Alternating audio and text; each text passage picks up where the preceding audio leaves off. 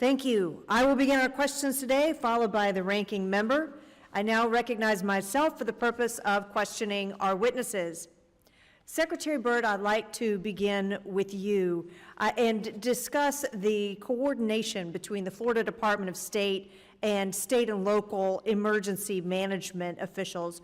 Would you share with us a bit about that coordination and how coordinating with local emergency management prepares election administrators across the state for incidents of severe weather? Folks, let me tell you something. What we just heard in this hearing is huge. We've got state election officials talking about how they prepare for hurricanes and keep elections running in the middle of chaos. Now, this is one of those issues the mainstream media won't give much attention to, but it's critical to making sure your vote counts no matter what storm rolls in. Before we get into it, smash that like button, hit subscribe, and share this video with your friends and family.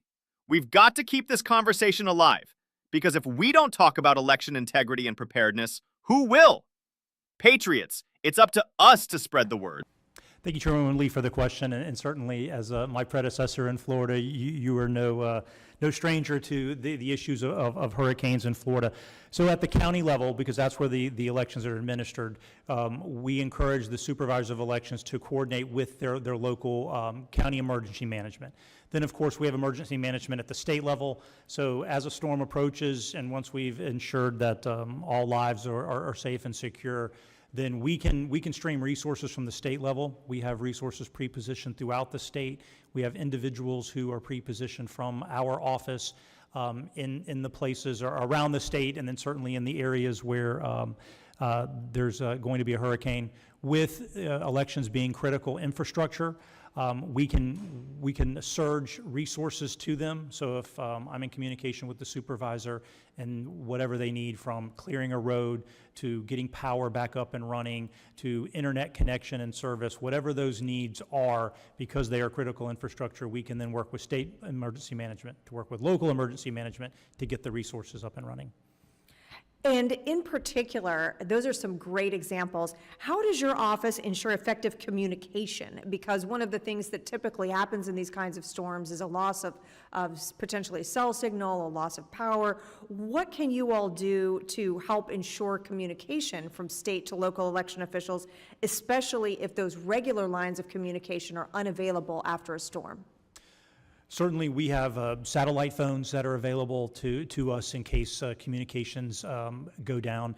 Fortunately, in Florida, because of our long history with hurricanes, much of the infrastructure is placed underground, which limits some of the ability for those types of communications to be knocked out. We're utilizing services like Starlink to be able to get resources to a supervisor's office.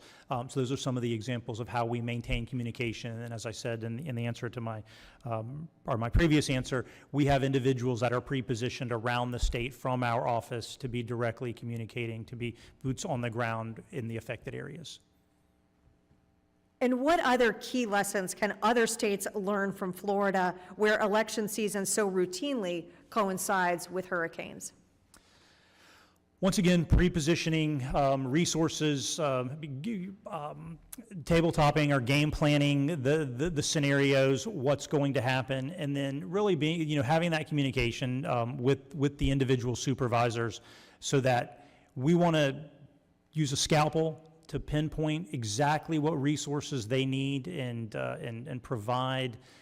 We want to make as few changes to our election system as possible. So we really want to take a targeted approach and meet the needs of that individual county. So in one storm, we may have a flooding event in one county, but it could be a power outages in another county. So there's going to be different needs, so it's not a one-size-all approach.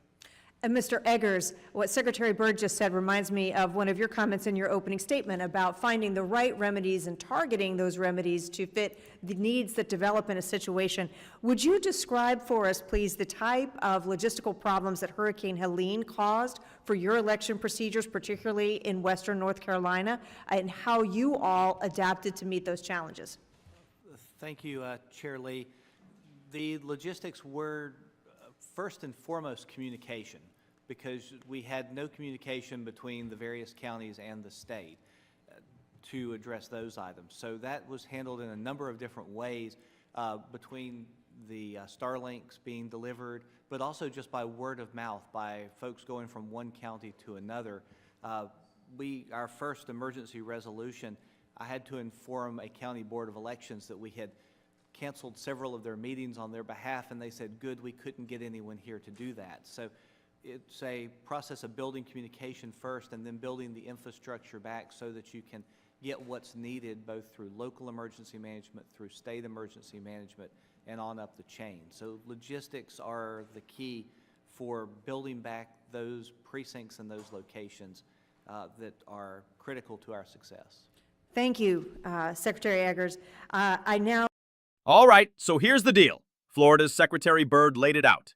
Coordination at the local, state, and emergency management level to protect elections. They're treating election infrastructure as critical, right alongside power, roads, and communications. That's exactly what we should expect from government when it comes to something as sacred as our vote. What really stood out to me? Florida isn't waiting until disaster strikes. They're pre-positioning resources, running tabletop exercises, and putting boots on the ground. That's smart planning. And frankly, other states should be paying close attention. You don't use a one-size-fits-all approach when you've got different counties facing different challenges. Flooding in one area, power outages in another. Florida is taking a scalpel, not a hammer, and I respect that. Now, North Carolina chimed in too, and what did we hear? Hurricane Helen wiped out communication between counties and the state. No cell service, no power. What did they do? They improvised. Starlink, word of mouth, even canceling meetings on the fly to keep things moving. That's resilience. That's American problem solving. Here's my take, patriots. Our elections are critical infrastructure, and states need to protect them just like they'd protect a power grid or water supply. Florida and North Carolina are showing us how to get it done, and it's about time the rest of the country takes notes. We can't afford to let chaos or bad planning jeopardize our freedom at the ballot box. So, what do you think? Should every state adopt Florida's playbook for election preparedness? Or do you think your state already has it under control? Drop your thoughts down below in the comments, and let's get this conversation going. God bless America, and God bless our elections.